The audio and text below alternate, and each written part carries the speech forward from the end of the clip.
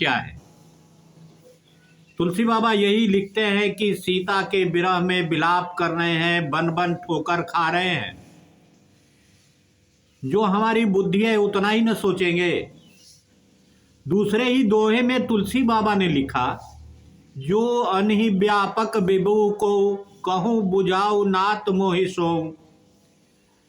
जो ब्रह्मांड का मालिक है, जो 84 लाख योनियों का मालिक है, क्या एक नारी के विरह में बन बन वो ठोकर खाएगा? जिसकी जितनी बुद्धि होती है उतनी ही सोच होती है। और कलयुग में तो और पूछना ही क्या। कलयुग में अर्थ का अनर्थ लगा देना, राम को मनुष्य मान लेना और मनुष्य रूपी सोच में अपने को भ्रमण करना। जहां शंकाओं पर शंका है वहां आप राम का विश्लेषण कैसे कर सकते हैं? उसी से तुलसी बाबा ने लिखा, अजहु कुछ संशय मन मोरे, करहु कृपा बिनहु कर जोरे। प्रभु तब मोहि बहु भांति प्रबोधा, नाथ सो समझ करहु जनि क्रोधा। तुलसी बाबा कहते हैं कि हे भगवान, मुझे ऐसी बुद्धि बनाए,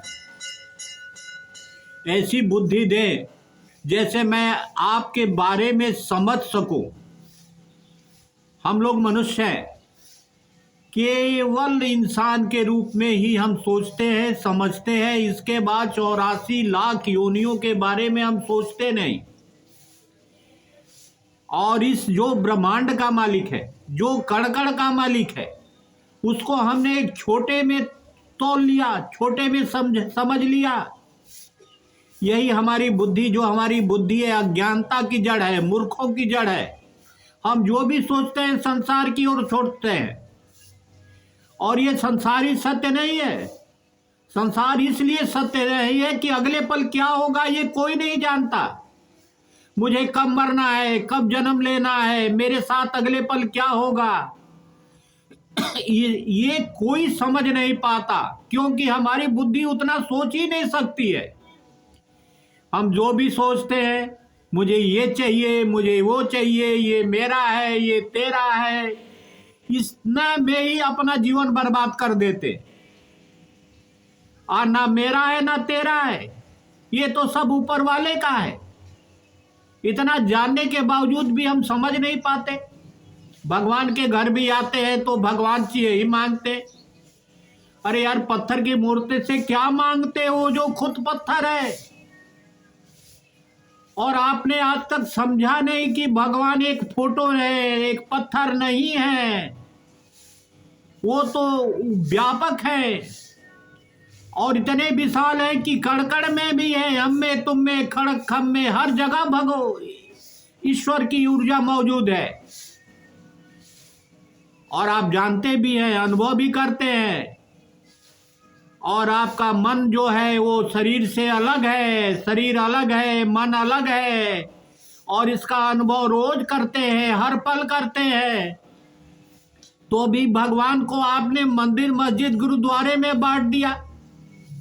तुलसी बाबा के जो शब्द हैं रामचरितमानस दोहों के रूप में, वो व्यापक है। उन्हें समझना इतना आसान नहीं है। उसके लिए आपको व्याकरण का पाठ करना पड़ेगा, साहित्य समझना पड़ेगा, तब भी समझ में नहीं आएगा।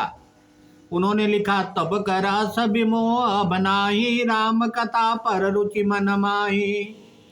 कहो पुनीत राम गुण गाथा, भुज गजराज पुतन भुवन सुरनाथा। कितनी बड़ी महिमा उन्होंने भगवान के बारे में बताई कि भगवान मेरे अंदर से मन, मोह, माया ये सब निकाल कर ऐसा मन बनाइए कि आपके प्रति मेरी रुचि पैदा हुई।